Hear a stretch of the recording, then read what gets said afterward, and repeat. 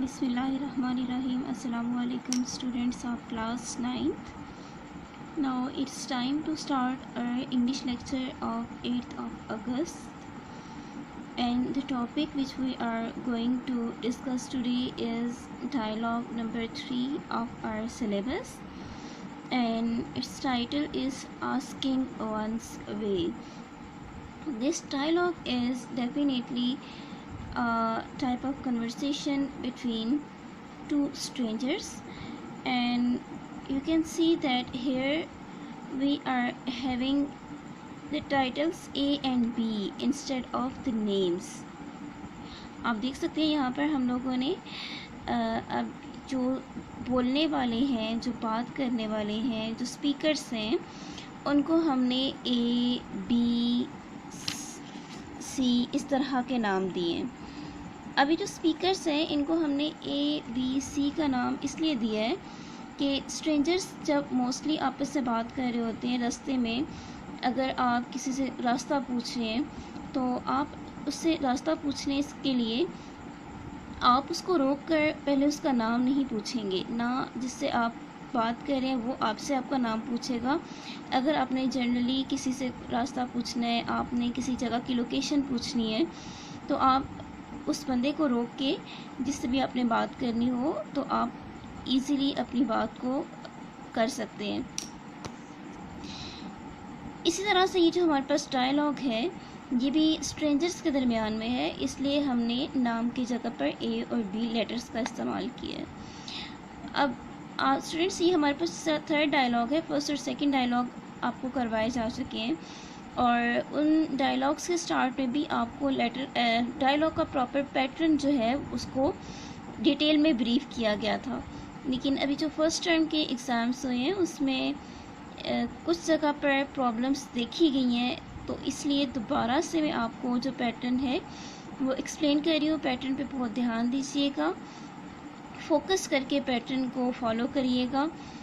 अब जो डायलॉग लिखते हैं उससे पहले आपने एक स्केल का गैप देना है। यही आप एक स्केल रखेंगे और आपने स्केल के गैप से पेंसिल से हल्की सी आपने लाइन लगा लेनी है। बिल्कुल हल्की लगाइएगा, लेड पेंसिल का इस्तेमाल करेंगे आप, ताकि जब डायलॉग लिखने के बाद आप उसको रिमूव करें तो इजीली लाइन रिमूव हो जाए।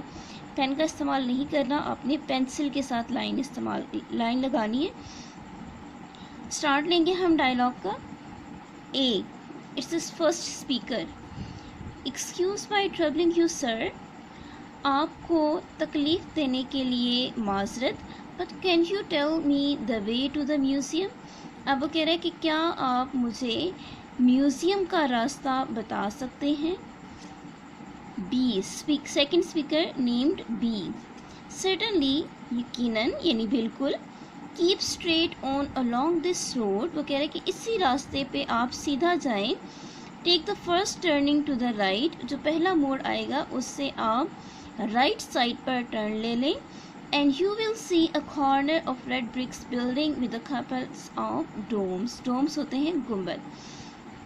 वो कह रहे हैं कि आपको जब आप फर्स्ट टर्न लेंगे राइट साइड की तरफ तो आपको रेड ब्रिक्स की बनी हुई, ब्रिक्स का मतलब होता है ईंटें, वो कह रहे हैं कि आपको लाल ईंटों की बनी हुई एक बिल्डिंग नज़र आएगी जिसके ऊपर 2 गुंबद होंगे।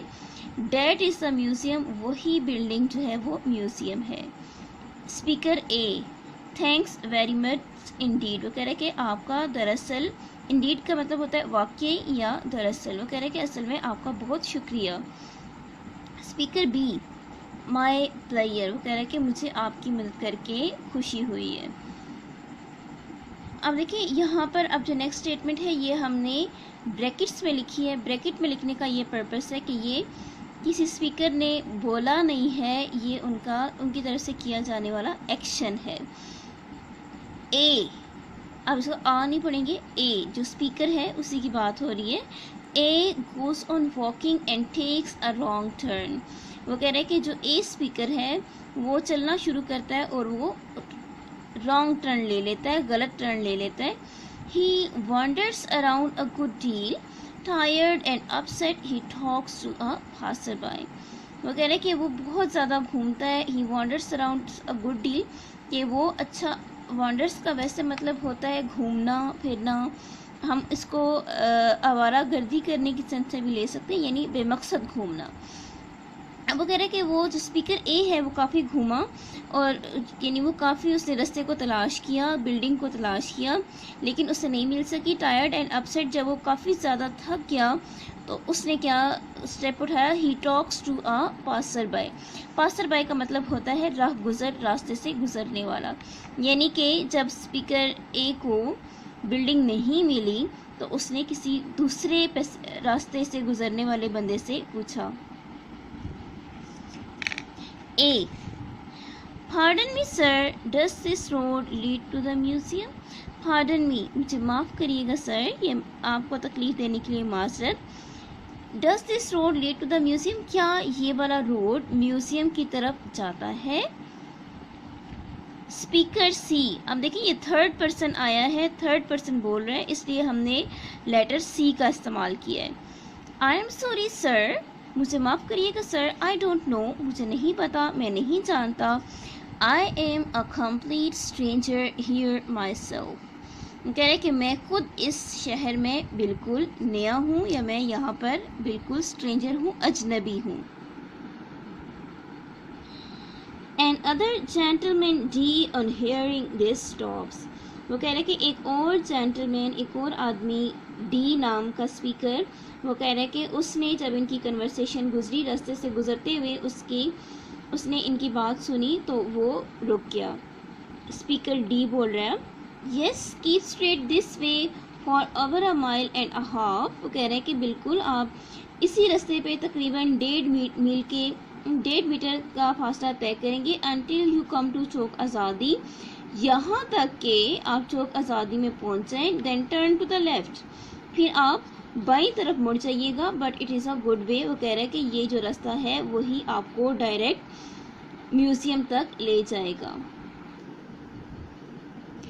अब स्पीकर ए पूछता है दोबारा, how for do you think, तुम्हारे ख्याल में म्यूज़ियम यहाँ से कितना दूर है? D, about 2 miles, I should say I would take a बस इफ आई वर यू। अब वो कह रहे कि तकरीबन 2 मील का फासला है यहाँ से, 2 माइल्स जो है वो दूर है म्यूज़ियम यहाँ से। अब वो उसको सजेस्ट कर रहा है कि अगर मैं तुम्हारी जगह होता तो मैं यकीनन बस के ज़रिए जाता। ए, व्हाट नंबर और रूट प्लीज़, उससे बस का नंबर और रूट पूछता है। Take number 117 when you come to Chowk Azadi, that will take you to the museum. कह रहे कि जब तुम चौक आज़ादी में पहुँच जाओगे तो तुम वहाँ से 117 नंबर की बस लोगे और वो बस तुम्हें डायरेक्ट म्यूज़ियम तक पहुँचा देगी। ए, थैंक्स। आखिर में ए उसका शुक्रिया अदा करता है और वो दोनों अपने अपने मकसद की तरफ रवाना हो जाते हैं, अपनी मंजिल की तरफ रवाना हो जाते हैं। तो स्टूडेंट्स, यहाँ पर हमारा जो थर्ड डायलॉग है वो कंप्लीट होता है। आपकी जो आज की डायरी है, आपने इस डायलॉग को अपनी कॉपीज़ पर नोट डाउन करना है और साथ ही में आपने इसको याद भी करना है। यहाँ पर हमारी आज की क्लास इंग्लिश की कंप्लीट होती है। अल्लाह हाफिज़। अस्सलाम वालेकुम जमात, कहाँ मसनून है बेटा आप लोगों का उर्दू।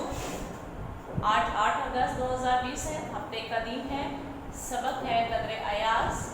ठीक है, मैंने आपको पहले इस सबक का जो है कर्नल मोहम्मद खान जो इसके मुसन्निफ़ है सबक के, उनका मैंने तारुफ करवाया था, फिर सबक का खुलासा। अब इसके मशक़ी सवाल हैं।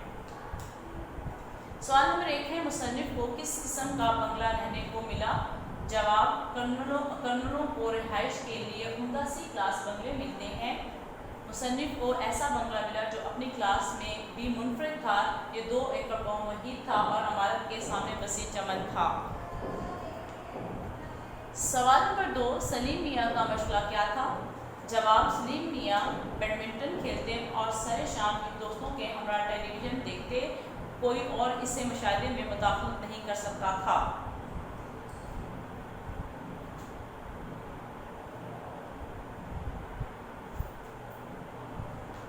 सवाल नंबर 3, सलीम मियाँ अली बख्श पर क्यों बहम हुए? जवाब, सलीम मियाँ की गैर मौजूदगी में इनके दोस्त इनसे मिलने आया।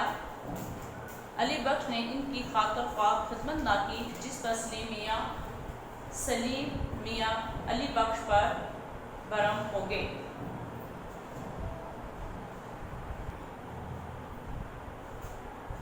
अली बख्श पर बरम हो गए। सवाल नंबर 4 है, देहाती लड़का पहले दिन स्कूल गया तो इसने कैसा लिबास पहन रखा था?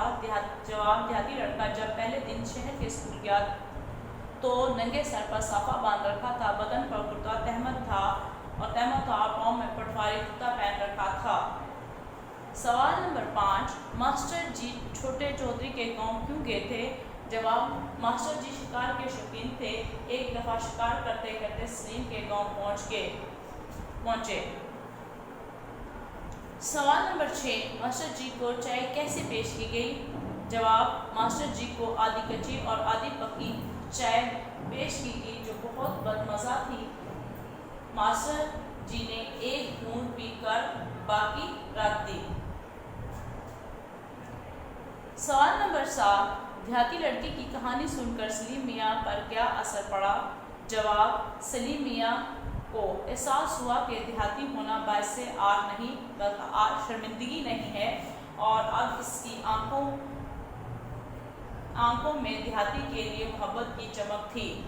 ये थे बेटा आप लोगों के मश्की सवालात। इंशाल्लाह नेक्स्ट वीडियो के साथ फिर हाजिर होंगी। अल्लाह हाफिज़। Bismillahirrahmanirrahim. Assalamu alaikum dear students of class 9th. Your diary of Pakistan studies is from chapter number 4, History of Pakistan, and its short question 11 to 15. Your first question is what it meant by single citizenship. Single citizenship से क्या मुराद है? The citizen of Pakistan shall have only one single citizenship. जो पाकिस्तानी शहरी होंगे उनके पास सिर्फ एक ही शहरियत होगी. All the citizens shall be called Pakistanis और उनको सिर्फ पाकिस्तानी कहा जाएगा.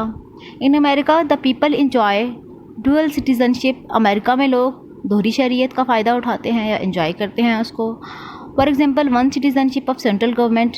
अब एक शहरियत है उनके पास मरकज़ी हुकूमत की and the other of the government of the state, और दूसरी उनके पास अपनी जो रियासत है उसकी हुकूमत की शहरियत है उनके पास. वेयर एज जबकि इन पाकिस्तान में the constitution establish the principles of single citizenship. लेकिन पाकिस्तान में हमारे कानून के मुताबिक सिर्फ एक सिटीज़नशिप होगी या एक शहरियत होगी. सो गुरदासपुर, पठानकोट, बटाला, ज़ीरा के अलावा फ़िरोज़पुर का जो इलाका था उसमें भी मुस्लिम मेजोरिटी थी. But this area has also been handed over to which area of Muslim majority India got as a result of unjust division by Radcliffe. अब ऐसे कौन से एरियाज़ थे जहाँ पे मेजोरिटी मुस्लिम्स की थी लेकिन वो इलाके इंडिया को दे दिए गए? बेसिकली जब पाकिस्तान बना था तो इलाकों की डिवीज़न इस तरह से की गई थी कि ऐसे इलाके जहाँ पर मुसलमानों की अक्सरियत थी उन एरियाज़ को पाकिस्तान के हैंड ओवर किया गया था, और ऐसे एरियाज़ जिनमें हिंदुओं की मेजोरिटी थी उनको हिंदुओं के हैंड ओवर किया गया. But there were some areas that has been handed over to India in spite of Muslims because there were the Muslim majority. It was the right of Muslims, but Redcliffe unjustly deprived Pakistan of some important areas. जो उस time पे इलाकों की division का काम दिया गया था, एरियाज़ के डिवीज़न का काम रेडक्लिफ के हवाले किया गया था. Radcliffe was a English law expert, so he was assigned this responsibility. Sir Redcliffe influenced and manipulated High Lord Mountbatten, and he made unjust and unfair partition. Three of tehsils of Gurdaspur, Pathankot, Batala, Zira.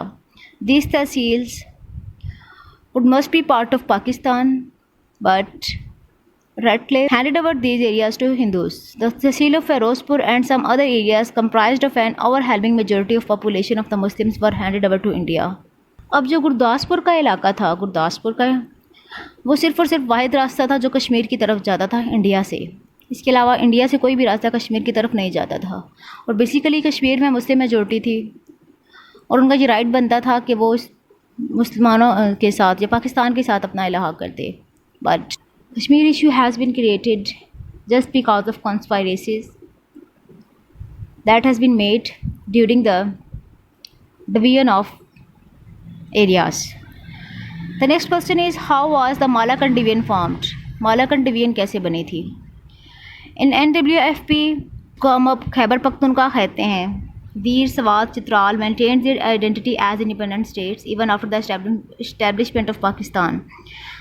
दीर सवात चित्राल के जो इलाके थे उन्होंने अपनी आज़ादाना जो हैसियत है उसको बरकरार रखा था पाकिस्तान के बनने के बाद भी. The people of these areas were not enjoying such facilities as the people in West Pakistan enjoying. अब इस इलाके के लोग उस तरह से फैसिलिटीज़ को या सहूलियात को से फ़ायदा नहीं उठा रहे थे जैसे कि वेस्ट पाकिस्तान के लोग फ़ायदा उठा रहे थे. सो जनरल याया ख़ान ने abolished the separate status of these states. So general Yahya Khan ने ख़त्म कर दिया इनका जो सेपरेट स्टेटस था या आज़ादाना जो इनकी हैसियत थी, अलग जो इनकी हैसियत थी इन रियासतों की. In 1969 these 3 states were merge to form Malakand division. इन तीनों स्टेट्स को इकट्ठा करके एक डिवीजन बना देगी और उसको मालाकंड डिवीजन का नाम दिया गया. It was made an administrative part of Khyber Pakhtunkhwa. और फिर उस डिवीजन को जो है वो किसका इंतज़ामी हिस्सा बना दिया गया, खैबर पख्तूनख्वा के अंडर उसको कर दिया गया. ठीक है. What do you mean by economic development. Economic development क्या होती है? The growth of an economy from backward to advance economy known as economic development. हमारी जो इकॉनमी है उसकी ग्रोथ पसमानदा से तरक्की याफ्ता इकॉनमी की तरफ जाना, इसको हम कहते हैं इकोनॉमिक डेवलपमेंट. यानी भी किसी भी पसमानदा इलाके का तरक्की करना या तरक्की की तरफ गामजन होना. इट इज़ अ प्रोसेस, ये ऐसा अमल है through which such changes are introduced in economy. ये ऐसी चेंजेस या तब्दीलियाँ लाई जाती हैं इकॉनमी में by adopting and utilising modern advanced, क्या अपनाकर modern and advanced capital and human resources as increase the income of country. ऐसे ज़रा इस्तेमाल किए जाते हैं जिससे हमारी मुल्क की जो आमदनी है उसमें इजाफ़ा हो. The living standard of people rises. लोगों का जो मेयार ज़िंदगी है वो बुलंद हो. The masses enjoys better opportunities. हमारे जो लोग हैं वो अच्छे मौक़े से फ़ायदा उठा सकें, ऑफ एजुकेशन तालीम से फ़ायदा उठा सकें, सेहत से फ़ायदा उठा सकें, उन्हें रोज़गार हासिल. सो बेसिकली इकनॉमिक डेवलपमेंट से मुराद ये है कि किसी भी पसमानदा इलाके का तरक्की की तरफ गामज़िन होना या उसका बेटर से बेटर की ख्वाहिश रखना और ऐसे इकदाम करना अपने मुल्क के लिए कि जिससे अपने लोगों का मेयार ज़िंदगी बुलंद कर सके और उनको हर तरह की सहूलियात फराहम कर सके. Mention 5 targets of third 5 year development plan. Pakistan में जो तीसरा तरक्याती 5 साला मनसूबा बनाया गया था उसमें टारगेट्स या अहदाफ क्या. अब बेसिकली 5 ईयर प्लान है क्या. पाकिस्तान बनने के बाद वक्तन फ़वक्तन 5 ईयर प्लान्स बनाए गए थे और उन प्लान्स में बाकायदा टारगेट्स रखे जाते थे कि हमने 5 सालों में इन टारगेट्स को हासिल करना है. ठीक है.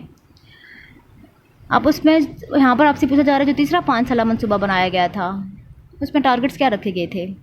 To increase per capita income at the rate of 20%. Per capita income फी का सामने, इससे मुराद ये है कि हर बंदी की इंडिविजुअली जो है वो इनकम, ठीक है, उसको 20% तक बढ़ाया जाएगा. To provide employment to 5.5 million people. 5.5 million लोगों को नौकरियाँ दी जाएंगी. To increase the industrial growth at the rate of 13% annually. सनती तरक्की है उसमें भी 13% तक उसकी प्रोडक्शन में इजाफा किया जाएगा सालाना. To prefer to the establishment of the basic industries. और बुनियादी जो सनतें हैं उनके लगाने के लिए या उनको इस्टेब्लिश करने के लिए भी इक़दाम किए जाएंगे. To bring stability in the balance of payment by increasing the foreign exchange. Foreign exchange को इंक्रीज़ करके बैलेंस ऑफ पेमेंट जो है उसमें स्टेबिलिटी लाई जाएगी. बैलेंस ऑफ पेमेंट बेसिकली क्या होता है कि जो कुछ भी आप जितनी भी चीज़ें आप अपने मुल्क से इंपोर्ट करें अपने मुल्क में, यानी ठीक है, यानी कि जितना भी आप अपने मुल्क में बाहर से चीज़ें लेकर आ रहे हैं इतना ही आप एक्सपोर्ट भी करें, बाहर के मुल्कों को अपने मुल्क की प्रोडक्ट भी भेजें. इससे क्या होगा कि जितनी चीज़ें हम अपने मुल्क में ला रहे हैं उसके लिए जो हमें पे करना पड़ेगा, ठीक है, तो जो हमें पैसे बाहर के मुल्कों को देने पड़ेंगे वो हमारी एक्सपोर्ट के थ्रू बैलेंस हो जाएगा. ठीक है. ज़रा जब हम एक्सपोर्ट करेंगे तो फिर उन मुल्कों से भी हमें ज़र मुबादला हासिल होगा. तो इस तरह से ही बैलेंस में रहेगा. सो हमें बैलेंस ऑफ पेमेंट जो है उसको स्टेबल करना होगा. ऐसा नहीं है कि हम अपने मुल्क में सिर्फ इंपोर्ट ही किए जा रहे हैं, एक्सपोर्ट कुछ भी नहीं कर रहे, तो जिससे हमें जो है वो बिल्कुल खातिर खा वो खसारा होगा. So this is your diary of 8 August. Now you must have to learn these questions and also you have to Write it on your neat copies.